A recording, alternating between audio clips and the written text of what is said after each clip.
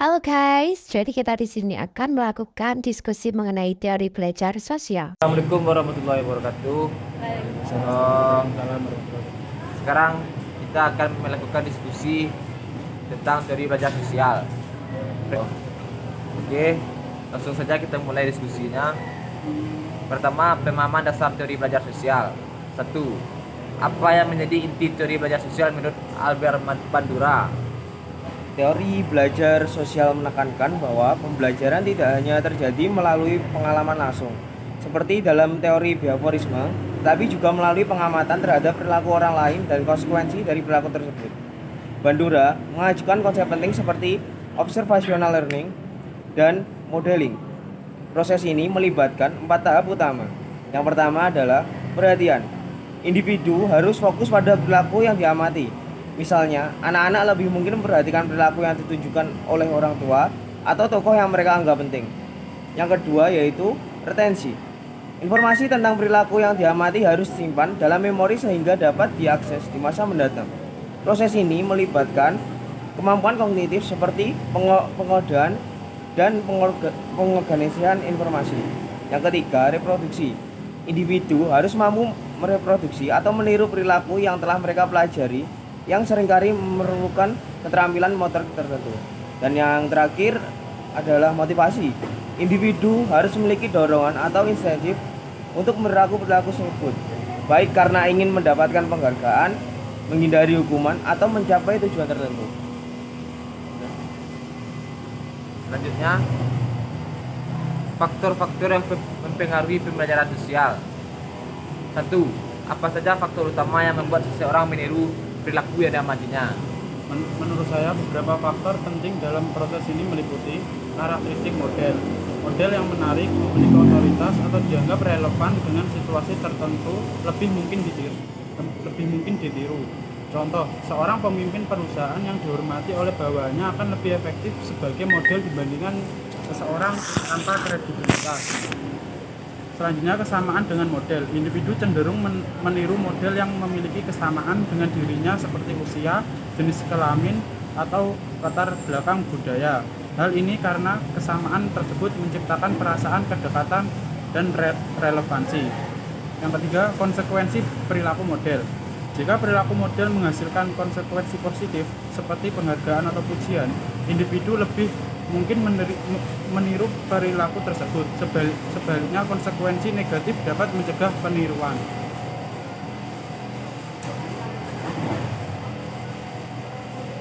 Yang ketiga, aplikasi teori dalam kehidupan sehari-hari. Bagaimana teori belajar sosial dapat menjelaskan pengaruh media terhadap perilaku masyarakat? Baik, jadi media penyediaan model perilaku yang sangat kuat karena sifatnya yang mudah diakses, seperti visual dan seringkali berulang.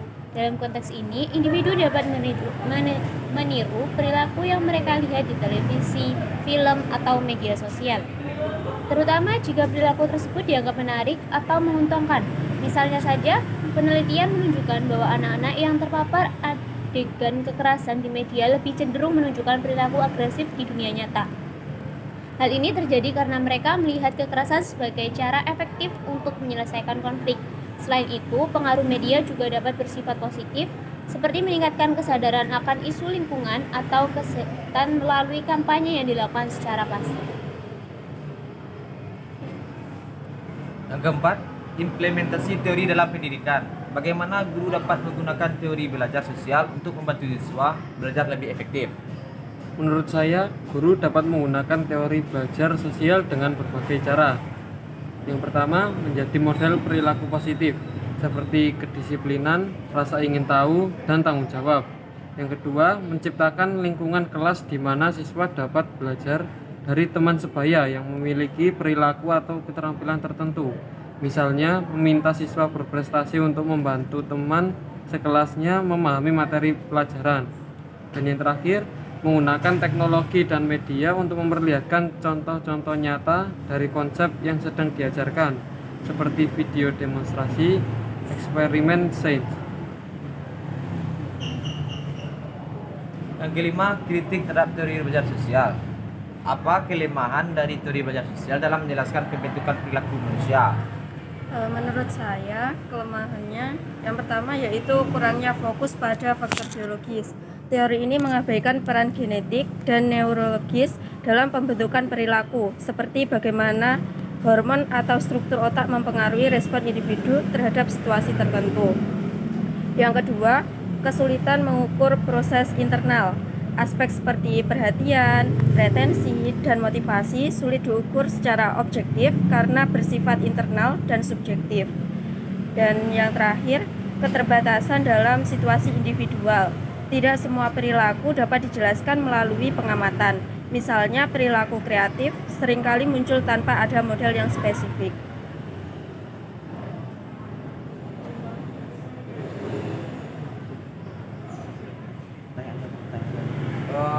Kembali lagi ke nomor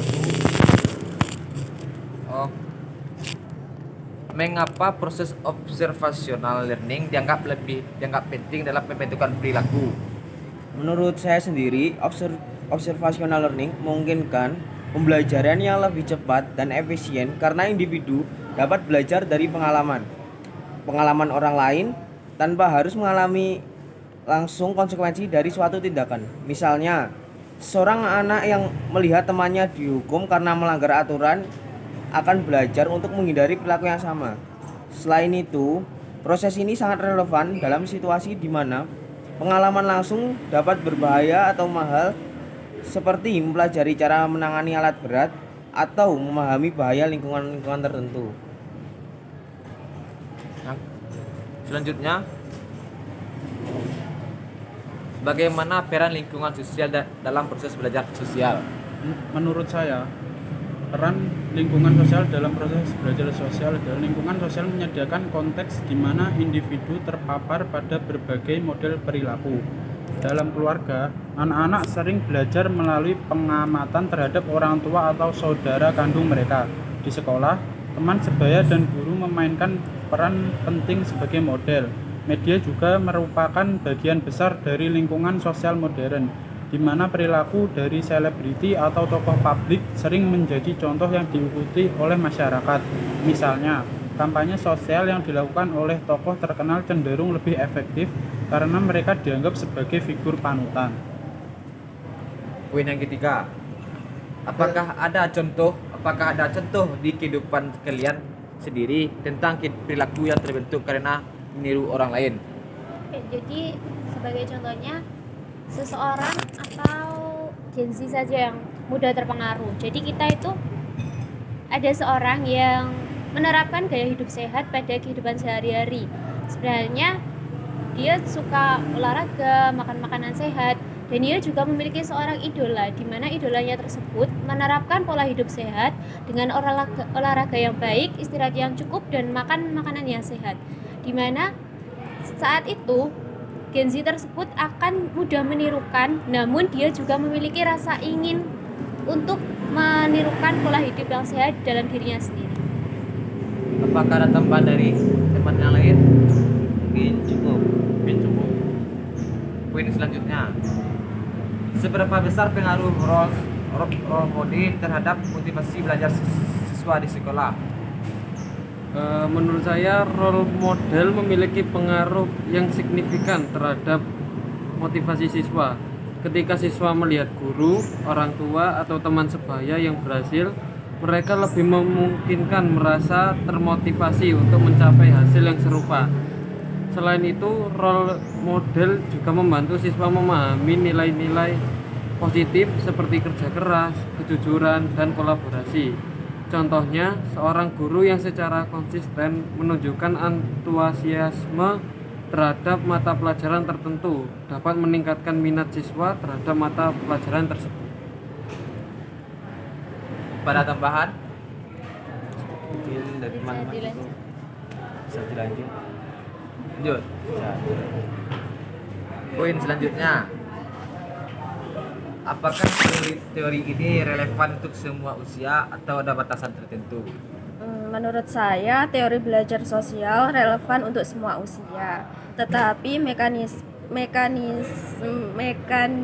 mekanismenya berbeda tergantung pada tahap perkembangan individu. Anak-anak lebih mudah dipengaruhi oleh modeling karena mereka berada dalam tahap eksplorasi dan pembentukan identitas. Sementara itu, orang dewasa cenderung lebih selektif dalam memilih model karena mereka memiliki nilai-nilai dan pengalaman yang lebih mapan. Namun, dalam teori ini tetap relevan untuk orang dewasa dalam situasi baru, seperti adaptasi terhadap budaya kerja yang berbeda. Apakah ada tambahan? Mungkin teman-teman Ada tambahan. Cukup. Selanjutnya refleksi hubungan dengan teori lain. 1. Bagaimana teori belajar sosial berbeda dengan teori belajar lainnya seperti behaviorisme atau teori kognitif? perbandingannya sendiri dengan teori belajar behaviorisme, yaitu behaviorisme berfokus pada pembelajaran melalui penguatan langsung, sementara teori belajar sosial menambahkan elemen pengamatan terhadap konsekuensi dari perilaku orang lain. Yang kedua, perbedaan dengan teori kognitif. Teori kognitif menyoroti proses mental seperti pemecahan masalah dan pengambilan keputusan, sementara teori belajar sosial menekankan pengaruh lingkungan sosial dalam membentuk perilaku individu. Yang kedua, apakah teori belajar sosial lebih efektif menjelaskan perilaku manusia dibanding teori lainnya dan mengapa?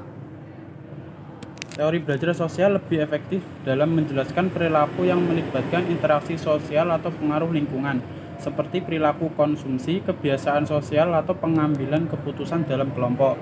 Namun, untuk perilaku yang sangat personal atau biologis, seperti reaksi stres atau kecenderungan genetik, teori ini memiliki keterbatasan.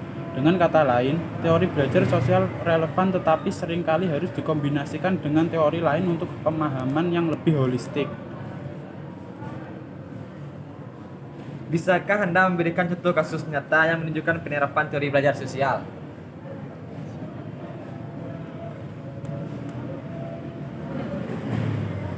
Kasus nyatanya sendiri seperti kita saat ini berdiskusi bersama, terus saling memberikan pendapat satu sama lain, seperti itu menurut saya. Mungkin dari teman lain ada. Kasus nyatanya seperti bayi yang belajar untuk berbicara. Tentunya dia tidak bisa langsung bicara saat kecil. Jadi harus meniru bagaimana orang sekitar itu berperilaku, terus berbicara. Jadi dengan cara mereka mendengar dan melihat orang-orang di sekitar mereka juga bisa belajar secara tidak langsung. Baik, kita lanjutkan diskusinya. Selanjutnya, aplikasi teori dalam kehidupan sehari-hari. 1. Bagaimana teori belajar sosial dapat digunakan untuk mengubah perilaku buruk dalam masyarakat, seperti kebiasaan merokok? Teori belajar sosial dapat digunakan secara efektif untuk mengubah perilaku buruk seperti merokok melalui penerapan model-model yang menunjukkan konsekuensi negatif dari kebiasaan merokok, serta memberi contoh positif melalui model yang sehat. Dalam hal ini, proses pengamatan sangat penting karena individu cenderung meniru perilaku yang mereka lihat dilakukan oleh orang-orang yang mereka anggap memiliki status atau kedudukan tinggi, seperti selebritis, tokoh masyarakat, atau ahli kesehatan. Untuk model positif, kampanye anti merokok yang menunjukkan tokoh terkenal yang berhenti merokok dan mengalami peningkatan kualitas hidup dan berfungsi sebagai model yang kuat. Ini mengedukasi masyarakat tentang efek negatif merokok dan manfaat berhenti merokok. Penguatan dan hukuman untuk memperkuat pembelajaran sosial. Konsekuensi dari perilaku merokok dapat diperlihatkan secara jelas. Misalnya, kampanye yang menunjukkan dampak kesehatan jangka panjang seperti kanker paru-paru atau penyakit jantung. Di sisi lain, memberikan penghargaan bagi orang-orang yang berhenti merokok, misalnya dengan memberikan hadiah atau pengakuan sosial, juga dapat berfungsi sebagai penguat positif yang mendorong perilaku sehat. Peran media dan pendidikan melalui media sosial, iklan, publik, dan pendidikan kesehatan menyampaikan pesan-pesan yang menyampaikan bahwa merokok atau menampilkan individu yang berhasil berhenti merokok dapat menjadi model yang kuat untuk perubahan perilaku dalam masyarakat. Pembelajaran tidak hanya terjadi dalam konteks langsung, tetapi melalui observasi sosial yang tersebar luas di masyarakat. Yang kedua, Apa dampak dari ketergantungan terhadap media sosial dalam proses pembelajaran sosial? Ketergantungan terhadap media sosial dapat memiliki dampak yang sangat signifikan dalam proses pembelajaran sosial, baik positif maupun negatif. Media sosial mempermudah individu untuk mengamati dan meniru perilaku orang lain, namun juga dapat memperburuk perilaku yang tidak diinginkan, seperti kecemasan sosial, perbandingan sosial yang merugikan, atau perilaku berisiko.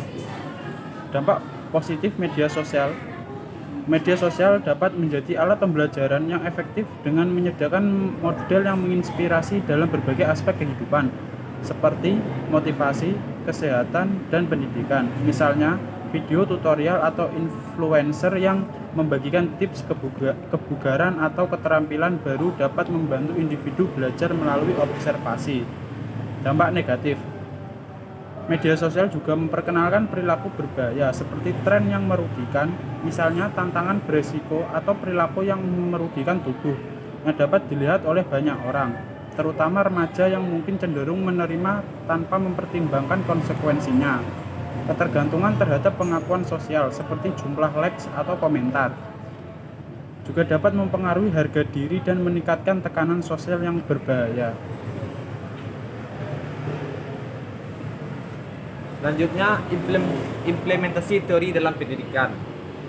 1. Bagaimana guru dapat memastikan bahwa model yang mereka perlihatkan benar-benar relevan bagi siswa dari berbagai latar belakang?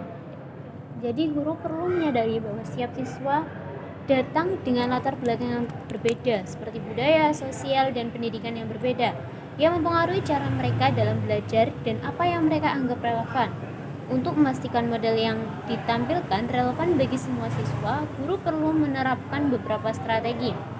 Terdapat 3 strategi, yakni pemahaman latar belakang, pendekatan multikultural, serta keterampilan aktif siswa, di mana pemahaman latar belakang menggunakan pendekatan berbasis konteks yang mencakup pengetahuan tentang latar belakang keluarga, nilai-nilai budaya, dan pengalaman hidup siswa. Misalnya saja, seseorang guru yang mengajar di daerah yang sangat religius mungkin menunjukkan model perilaku yang mencerminkan nilai-nilai moral atau spiritual yang dihargai oleh siswa tersebut. Untuk yang kedua, yakni pendekatan multikultural, di mana pendekatan multikultural menampilkan berbagai model perilaku yang mencakup keberagaman, baik dalam hal etnis, budaya, agama, maupun gender. Hal ini akan memastikan bahwa semua siswa dapat melihat bahwa mereka dihargai dan dapat meniru perilaku yang mereka anggap sesuai dengan diri mereka. Dan untuk yang terakhir, yakni keterampilan aktif siswa, di mana keterampilan aktif siswa mengajak siswa untuk berperan sebagai model bagi teman-temannya melalui pembelajaran kolaboratif. Misalnya, memberi tugas kelompok di mana siswa dapat berbagi pengalaman pribadi atau pengetahuan dengan cara mengatasi masalah sosial atau akademis, sehingga mereka dapat belajar dari satu sama lain seperti halnya yang kita lakukan saat ini, berdiskusi. Seberapa efektif penggunaan teknologi seperti simulasi atau game edukasi dalam mendukung pembelajaran sosial di sekolah? Teknologi seperti simulasi dan game edukasi dapat menjadi alat yang sangat efektif dalam mendukung pembelajaran sosial, karena keduanya menyediakan konteks yang lebih interaktif dan realistis dibandingkan dengan metode pengajaran tradisional. Yang pertama, terdapat simulasi. Teknologi memungkinkan siswa untuk mengalami situasi dunia nyata dalam lingkungan yang aman. Sebagai contoh, simulasi dalam pengajaran sosial dapat memungkinkan siswa untuk mengatasi konflik antar pribadi atau berlatih keterampilan komunikasi. Ini menciptakan peluang bagi mereka untuk belajar melalui pengalaman langsung tanpa risiko atau konsekuensi nyata. Yang kedua, terdapat game edukasi. Game yang dirancang dengan baik menggabungkan pembelajaran dengan elemen hiburan yang meningkatkan motivasi dan keterlibatan siswa. Game berbasis kolaborasi dapat mengajarkan pentingnya kerja tim, sementara game berbasis tantangan dapat mengajarkan nilai kegigihan dan pemecahan masalah. Dan yang terakhir, keterbatasan. Namun efektivitasnya bergantung pada kualitas desain dan relevansi konten game atau simulasi dengan tujuan pembelajaran. Jika tidak dirancang dengan baik, Teknologi tersebut bisa mengalihkan perhatian atau hanya memberi pengalaman yang dangkal tanpa pembelajaran yang mendalam. Poin selanjutnya, kritik terhadap teori belajar sosial. 1. Bagaimana teori belajar sosial menjelaskan perilaku inovatif atau kreatif yang tidak memiliki model sebelumnya? Jadi teori belajar sosial berfokus pada pembelajaran melalui observasi dan peniruan perilaku model. Namun perilaku inovatif atau kreatif yang tidak memiliki model sebelumnya menjadi tantangan bagi teori ini, karena kreativitas seringkali berhubungan dengan penciptaan ide atau konsep baru yang tidak ditemukan dalam pengalaman sebelumnya. Peran proses kognitif. Meskipun demikian, teori belajar sosial masih dapat menjelaskan aspek dari kreativitas melalui proses kognitif. Misalnya, individu dapat mengkombinasikan berbagai elemen yang telah mereka amati dari model-model yang berbeda untuk menciptakan ide baru yang kemudian dianggap inovatif.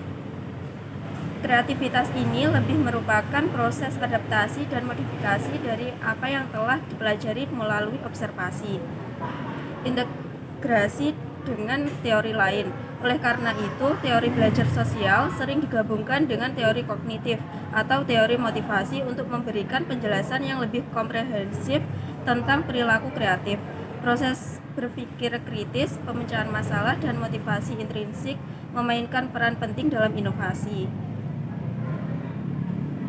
Yang kedua, apakah teori belajar sosial dapat diterapkan secara efektif dalam memahami perilaku individu dengan gangguan mental seperti autisme? Menurut saya, teori belajar sosial memang dapat diterapkan untuk memahami beberapa aspek perilaku individu dengan gangguan mental seperti autisme, tetapi dengan beberapa pertimbangan khusus. Individu dengan autisme sering mengalami kesulitan dalam membaca isyarat sosial, berempati, atau memahami interaksi sosial dengan konvensional. Oleh karena itu, pengamatan langsung terhadap model sosial mungkin tidak cukup untuk menghasilkan pembelajaran yang efektif. Pendekatan terstruktur pembelajaran melalui observasi dapat lebih efektif jika disertai dengan pendekatan yang terstruktur seperti penggunaan visual atau pengajaran berbasis instruksi yang eksplisit. Model yang diperkenalkan harus mudah dipahami dan seringkali melibatkan penguatan positif untuk mendukung pembelajaran. Yang kedua, pendekatan individu. Setiap individu dengan autisme memiliki tingkat kemampuan yang berbeda dalam hal keterampilan sosial. Oleh karena itu, sangat penting untuk menyesuaikan metode pembelajaran dengan kemampuan kognitif dan sosial individu tersebut, seperti memberikan dukungan yang berkelanjutan dalam konteks kehidupan nyata. Poin yang selanjutnya, refleksi dan hubungan dengan teori lain. Bagaimana teori belajar sosial dapat diintegrasikan dengan teori motivasi untuk menjelaskan perilaku manusia? Menurut saya, integrasi antara teori belajar sosial dan teori motivasi dapat memberikan pemahaman yang lebih holistik tentang perilaku manusia. Dalam teori belajar sosial, individu belajar melalui observasi dan peniruan.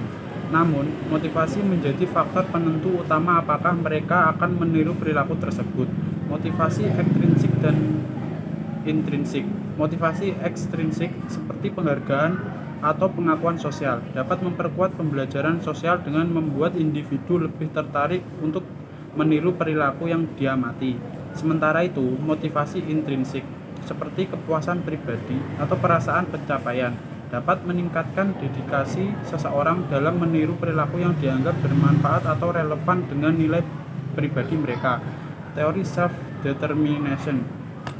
Integrasi teori belajar sosial dengan teori motivasi seperti teori self-determination menunjukkan bahwa individu akan lebih termotivasi untuk meniru perilaku yang mereka lihat. Saya akan memberi kesimpulan untuk materi yang dibahas pertama tentang pemahaman dasar teori belajar sosial. Kesimpulannya, teori belajar sosial menekankan bahwa perilaku manusia dipelajari melalui pengamatan, peniruan, dan pengalaman tidak langsung dengan proses observational learning. Individu dapat mempelajari perilaku tertentu tanpa harus mengalami sendiri konsekuensinya. Elemen-elemen seperti perhatian, retensi, reproduksi, dan motivasi memainkan peran penting dalam memastikan keberhasilan pembelajaran. Teori ini menunjukkan bagaimana perilaku dapat dibentuk oleh interaksi antara individu dengan lingkungan sosial. Selanjutnya saya akan menyimpulkan faktor-faktor yang mempengaruhi pembelajaran sosial. Kesimpulan yang dapat diambil adalah bahwa pembelajaran sosial sangat dipengaruhi oleh karakteristik model, relevansi, perilaku dengan individu, serta konsekuensi yang diamati dari perilaku tersebut. Lingkungan sosial menjadi faktor kunci karena menyediakan berbagai model perilaku yang dapat ditiru, baik melalui keluarga, teman, atau media. Hal ini menunjukkan bahwa pembelajaran sosial tidak terjadi secara isolasi, tetapi bergantung pada konteks sosial yang lebih luas. Selanjutnya, Untuk yang ketiga, yakni aplikasi teori belajar dalam kehidupan sehari-hari, dapat disimpulkan bahwa teori belajar sosial memiliki aplikasi yang sangat luas, di mana khususnya dalam memahami bagaimana media mempengaruhi perilaku individu. Melalui pengamatan terhadap model di media, individu dapat mengadopsi perilaku yang positif seperti gaya hidup sehat maupun negatif seperti agresi. Dalam kehidupan sehari-hari, kita sering meniru perilaku dari orang lain yang kita anggap sebagai panutan, baik itu keluarga, teman, ataupun figur publik. Untuk implementasi teori dalam pendidikan, bisa saya simpulkan, teori belajar sosial dapat diterapkan secara efektif dalam pendidikan dengan cara memanfaatkan role model sebagai sumber inspirasi dan motivasi bagi siswa. Guru dapat mempengaruhi siswa tidak hanya melalui pengajaran langsung, tetapi juga melalui contoh perilaku positif yang ditunjukkan di kelas. Selain itu, lingkungan pembelajaran yang mendukung kolaborasi dan peer modeling dapat membantu siswa belajar dengan lebih efektif. Selanjutnya saya akan memberikan kesimpulan mengenai kritik terhadap teori belajar sosial. Kesimpulannya, meskipun teori belajar sosial relevan dalam menjelaskan perilaku manusia, ada kelemahan yang perlu diperhatikan, seperti kurangnya perhatian terhadap faktor biologis dan kesulitan dalam mengukur proses internal seperti perhatian dan motivasi.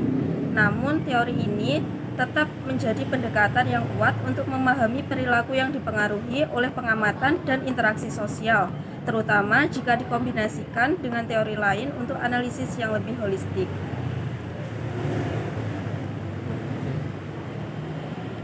kesimpulan dari refleksi dan hubungan dengan teori lain. Kesimpulannya, teori belajar sosial memberikan perspektif unik, mengintegrasikan elemen-elemen behaviorisme dan kognitivisme. Teori ini unggul dalam menjelaskan perilaku yang dipengaruhi oleh faktor sosial seperti peer pressure atau media. Namun efektivitasnya bergantung pada konteks dan sifat perilaku yang dianalisis. Untuk pemahaman yang lebih mendalam, teori ini dapat dikombinasikan dengan pendekatan lain yang mempertimbangkan faktor biologis dan individu.